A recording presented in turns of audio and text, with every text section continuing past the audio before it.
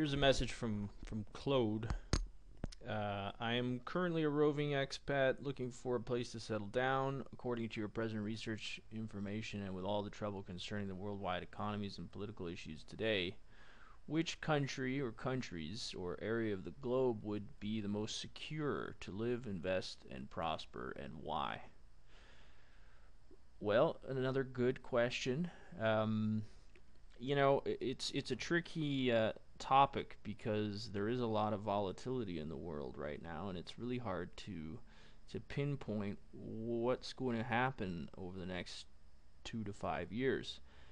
But from my knowledge and observations on the ground, the emerging market story is, I think, the most compelling out there today, and that is, the economies of China and India, Brazil, Russia, known as the BRIC countries, but then also the secondary, uh, I call them the secondary countries, the secondary BRIC countries. I think they've got new acronyms for them now, but there are a number of countries that, for the same reasons that the BRIC nations are expanding, these nations are expanding too, and in a lot of cases there are smaller countries, and that might be an advantage in terms of you know expat lifestyle and obtaining residency and that sort of thing. So what are those countries?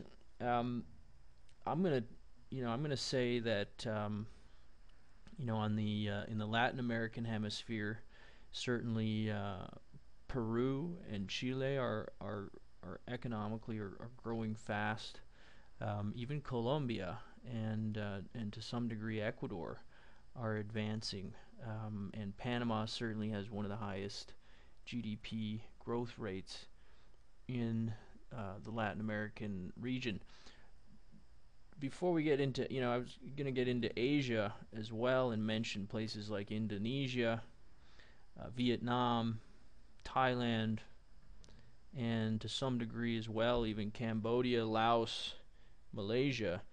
These are countries that you know, the the big media financial gurus don't bring up nearly as often as Brazil, China, Russia, and India because they're not as big. They don't have the big numbers to splash around. But the underlying trend here, for people who haven't been to any of these countries and don't understand what the emerging market story is all about, what it is it's essentially, um, millions of people going from subsistence agriculture and essentially poverty to middle class and manufacturing and service jobs that are higher paying.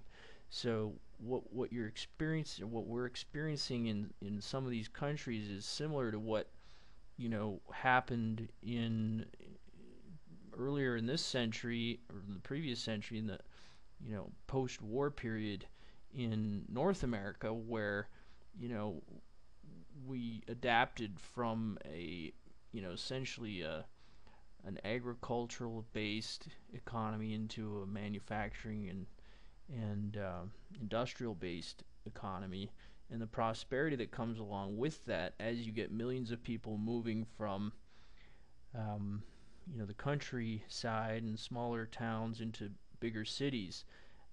That activity feeds on itself. The other major result, or I guess in connection with that effect, is that banks are more willing to lend to those people. And so what you have is you have people that not only have higher incomes and more disposable income to buy things with, but they're also getting credit cards, which further, and home loans and auto loans, which further enhances their ability to consume.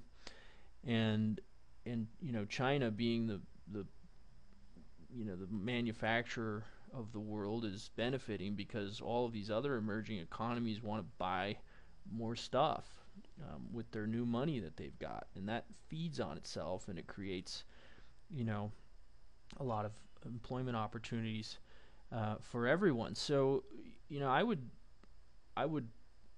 if you're looking at the globe and you're talking about living, investing, and prospering, um, the U.S. and most of Western Europe, um, any country that has already advanced to the point where their middle classes have managed to indebt themselves to the point where they're not able to consume anymore. Their income levels have prevent them from borrowing more, and